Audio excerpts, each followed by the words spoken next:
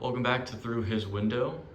Today we are doing behind the scenes an interview with both Ron and Lisa. They are the actors, and Through His Window, Ron plays Elliot, the father, and Lisa plays Gloria, the daughter. What do you like most about your character? What did you feel like it brought to the film, and how you were able to portray it? The character of Gloria is like many daughters who's had a close relationship with her father and mother, and she's probably an only child, and I think she probably could have been, because her father's living with her, I think she may have been like dad's girl, and if dad was a cowboy, then Gloria's a cowboy. I mean, I think she respected him and loved him, and I think she just wanted him to just be the dad she remembers who was with her mom when her mom was alive. And I think that when she saw she was putting him into this, it's not an assisted living. It's more of like a community, of a retirement community where you have a lot of things, a lot of events going on. People live alone in apartments or like a patio home, but it's a whole community, and that's what Elliot is moving into. And she's encouraging her father to, okay, let's time to move forward, because living with her and her family, it was just like he was just fading away, and she wanted her dad back to the days when she saw him with her mother, when he was just in love, full of life.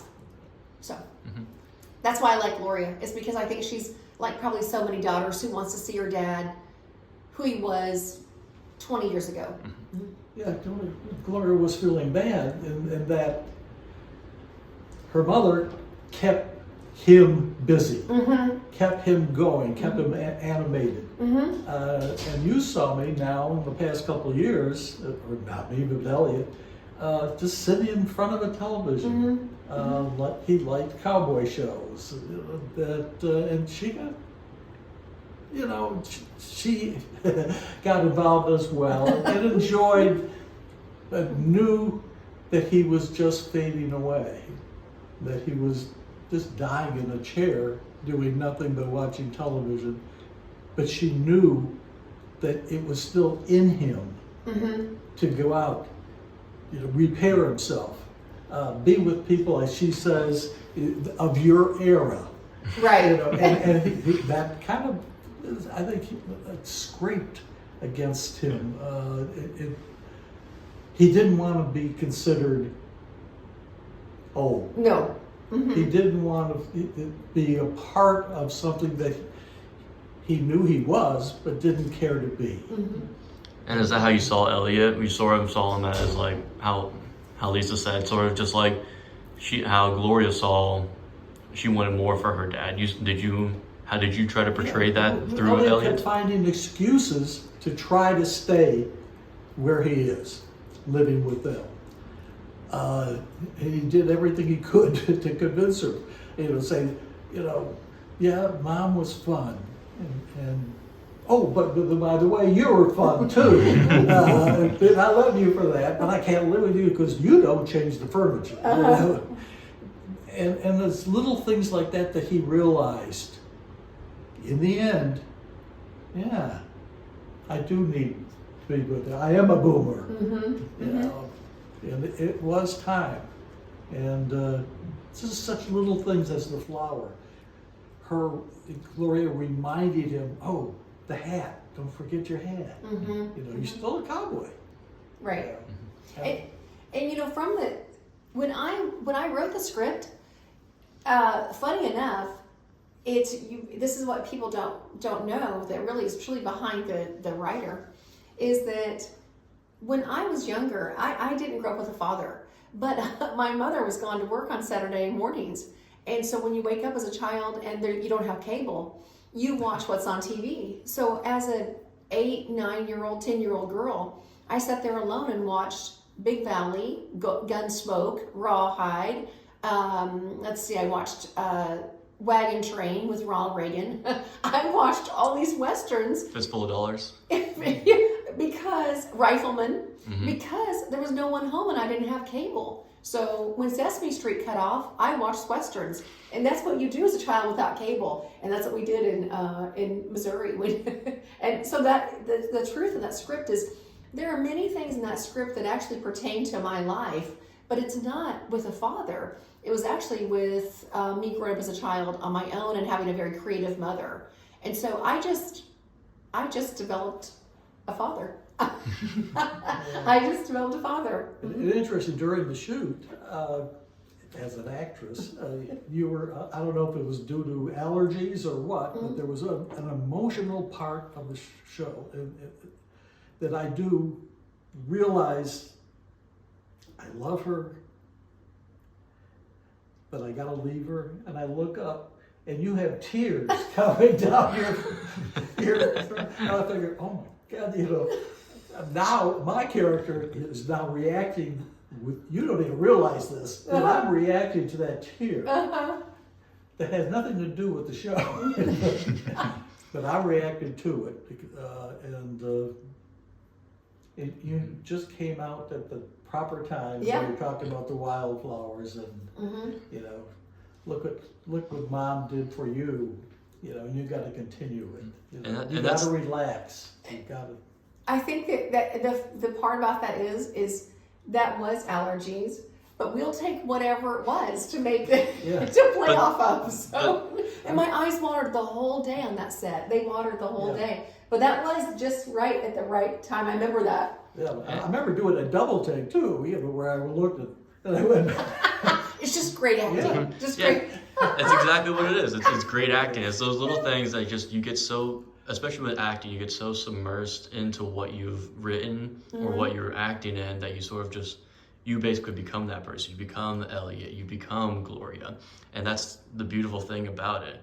I feel like with acting in terms of film, I see it as that, especially with working on a film set. You can see actors do that. Does that pertain to the same way towards theater? How does acting in theater portray to acting in film? I would say that in theater, you just have one shot.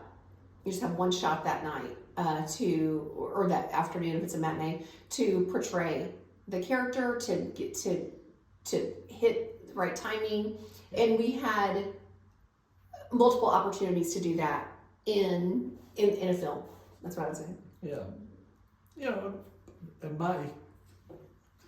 now getting into film, I actually asked a question of the director. Hey, listen, if I forget a line or something, do we cut? Because in theater, you know, you just keep on going. If you forgot a line, you make one up. Or you cover somebody else's. Or you cover the other person who's forgetting the line with another line. And she said, no, just keep on going. You know, so in that respect, it was like theater. Mm-hmm. But we only got lost one time. Yeah, we actually said cut. You know? Yeah, we went over the crew's head and said, okay, cut. We don't know where we are. And I don't know if we got this on earlier, but I want to tell the audience that the day I was thinking about this, I went to go get in my car the day after we shot the film, and I thought, I don't know if I can get in there, because we had spent 9 hours in the car that day for the shoot together. And then in rehearsals before that, we had spent hours in the car together. And I spent hours rehearsing with my family and people who had run lines with me in the car. I said, Ron and I've spent 16 hours together and we've never gone anywhere. That's gotta be a record. But yeah, 16 hours we spent in the car, I added it up. And for a while, I didn't want to get in the car. Yeah. But all our rehearsals were in a different vehicle. Yeah. And then we come to the shoot, and now I'm acclimated to, wait a minute, my chair feels different, my wheel feels different, I have to get out of the car differently. Everything changed that day. We went through the cars we thought we were going to use, the windows were tinted in 2 of the vehicles. And so we had to use the car that did not to get the windshield shots. We had to use the vehicle that didn't have tinted windows. So we went through 3 cars that day of 2 cast members and finally our DP, Arden, we'd use his car. So.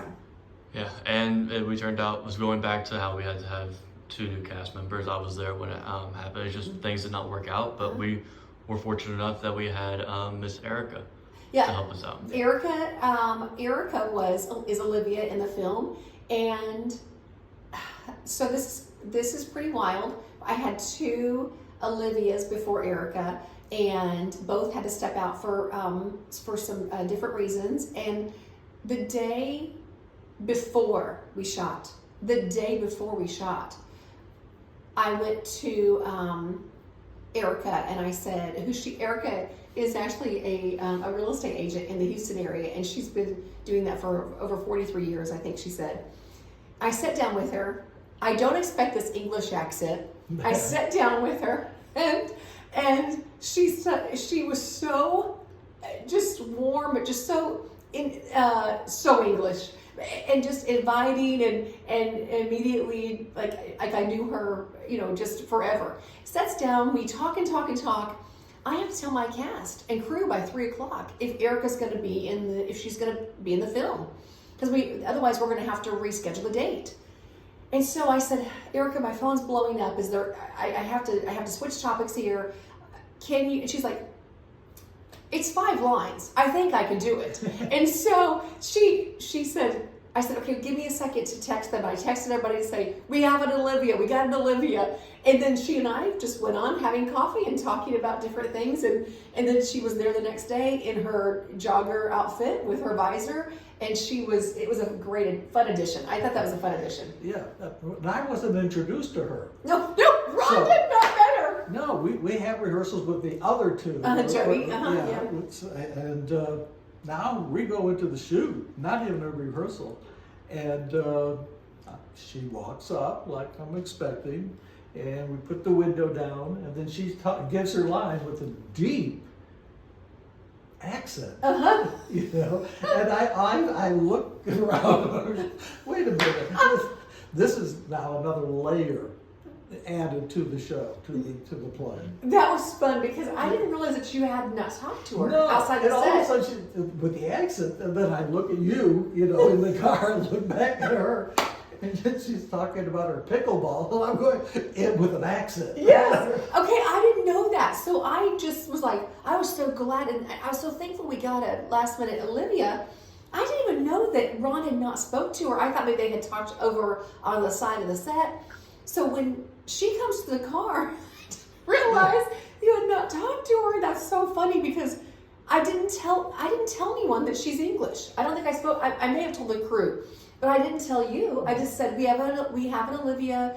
A friend of mine, Jody, had to step out. She had a family emergency, and we love Jody. And she had almost more of a Southern, or just at least a Texas kind of Olivia that Ron had already been in practice, had been a rehearsal over and over again. So I knew what to expect. Yeah, and so all of a sudden we have the English comes in. So Erica comes in with her English accent to Ron's window. That's so funny. I had no idea you didn't know that. No. She's like, I hope I didn't interrupt or anything.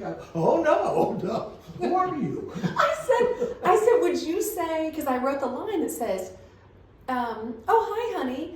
And she says, I said, would you say honey, Erica? And she says, no, I would not say honey. And she says, oh, hello there. And it is fabulous. Yeah. It is fabulous. I immediately look, I'm holding back a laugh.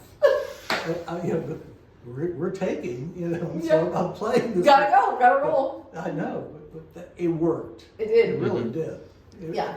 And it turned out to be amazing with that. Mm-hmm. And honestly, I love how the whole fact that you didn't know about Erica at all. I do too. I didn't know that. Till right now. That's so funny. No, you had told me how you knew her. Oh. But that's all. Okay, yeah. I had just met her the day before. That's all I knew of Erica. I met her the day before, but she's pretty phenomenal. And she nailed it. And She nailed her Yeah, part. she So did. she's like, it's 5 lines. She nailed all 5 of those lines. Mm-hmm. Yeah, it was fun. Yeah. I brought a new element to it. Yeah. Speaking of that whole element kind of thing, how would In terms of the film as a whole, how would you describe it in your own words? Obviously, you have your own speculation because you were the writer and author of this. So how would you describe it in your words? How would I describe the film in my words? I would describe the film as like we've been discussing. It is a time in life.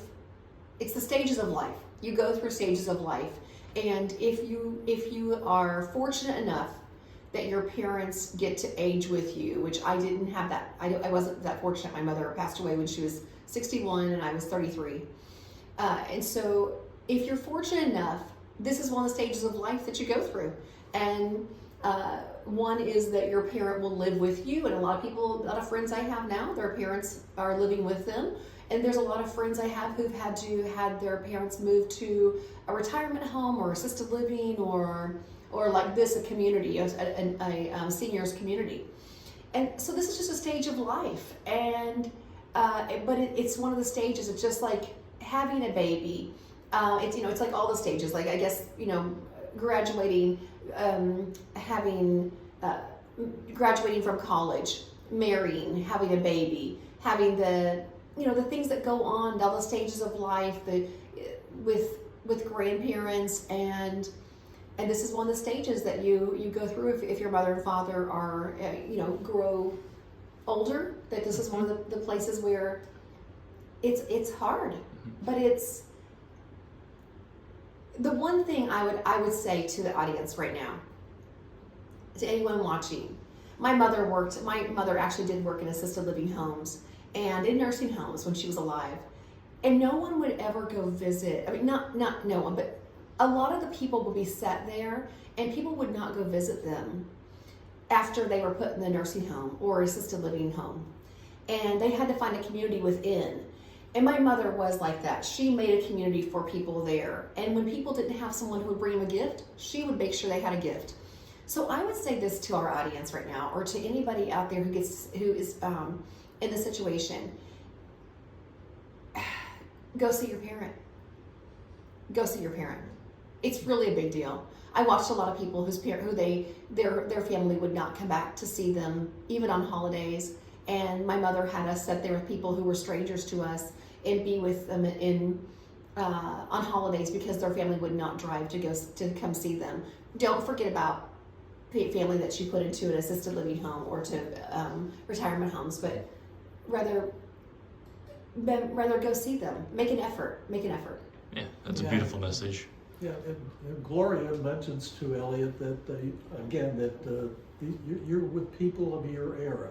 Now he didn't like that, but yet Olivia comes up and wants to play pickleball, not shuffleboard, but pickleball, which shows that there's still a youthful atmosphere. Yes. And so quickly, there's a total stranger coming up to the car and saying, "Hey, come on, let's play. Yeah. Let's have some fun." In one take, Erica said, what did she say? Was it tennis or something like that? Or she said some other kind of ball. I can't remember what it was, what she said in one of the takes, but she didn't say pickleball. And we're like, I think it's pickleball. So I can't remember what it was. But. Croquet. But what do you think about that? About this the film as far as the stage of life it is? Well, it's obvious. I mean, it is like I was saying, that there's different stages in life. You reinvent yourself. And Elliot got to the point where he was already feeling relaxed, living with his daughter and family, and he didn't see any reason why he had to leave until the wildflowers. He realized, yeah, she wants me to leave. I'm still gonna be with her, my ex-wife, my former wife. And it's something that we have to do. We did this with my father, putting him into a home. It was hard. I'm sure he didn't want to do it either, but he knew he had to. And That's what happens to Elliot. And you can even see it too in Gloria's aspect, is that she wants him to go to this home because she wants the best for him. But then at the end, she almost doesn't want him to leave. That goes through that whole she's thing. turned around. Now wait a minute, maybe you're not ready for this. Right. And he's already decided. No, wait a minute. No, we've decided this.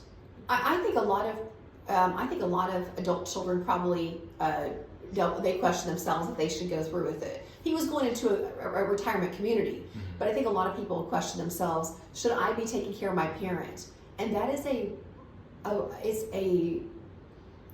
big obligation. And I've seen a lot of people go through some hardship with taking the obligation on, and then also people feeling like they were fearful and they couldn't take care of a parent like someone, like other people have. At the beginning of the scene, it's Gloria who is saying, it's time to go. The line was, we can't stay here all day. Mm-hmm. Yeah, we can't stay here all day. We got to do this. Mm-hmm. Dad, we got to do it. Mm-hmm. And at the end of the scene, it turns around where he says, Gloria, we can't stay here all day. Mm-hmm. I got to do this for you. I got to do this for me. And it's a total turnaround about. And then she says, "No, wait a minute."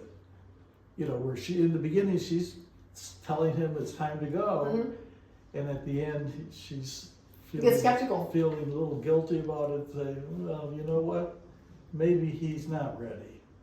Maybe I'm not ready to let him go." Right. Maybe she got comfortable with him being at the house too, right? Yeah. And I think also we don't realize that we have a first chapter, we have a second chapter, and we have a third chapter. And I think Elliot was on his third. He's on his chapter 3. Yeah. And it's another life, starting another life. And I think she may have been a little nervous about her dad starting a new life. Yeah, it was the transition Mm-hmm. for her and him. We need it, but we're not sure we want it. Right. So. And for speaking of all being there all day, we can't be here all day. Look, unfortunately, we were there all day. We were there. The cast and crew there were all there all day. 10 hours? 10 hours? About 8 to 10 hours. Well, I guess just under 10, yeah. A little under 10, but everybody stuck with it. They pushed through it strong.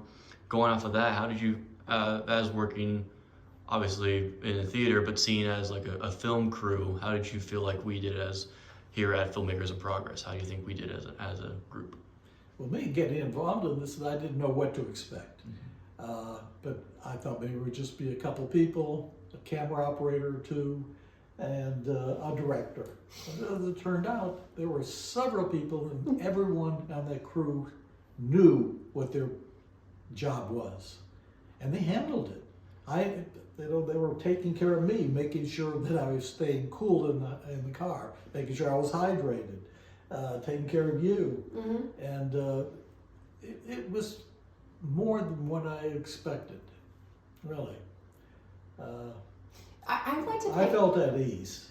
I'd like to pay a huge compliment to Ron, because I think this is something, Ron had a few surprises. Erica was English on the day of shooting.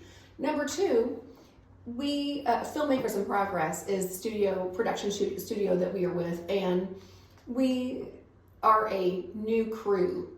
Like I said before, crew members are literally in their first to third or fourth year of film school, and then only one person on the whole crew is someone who has had quite a bit of experience all over the U.S.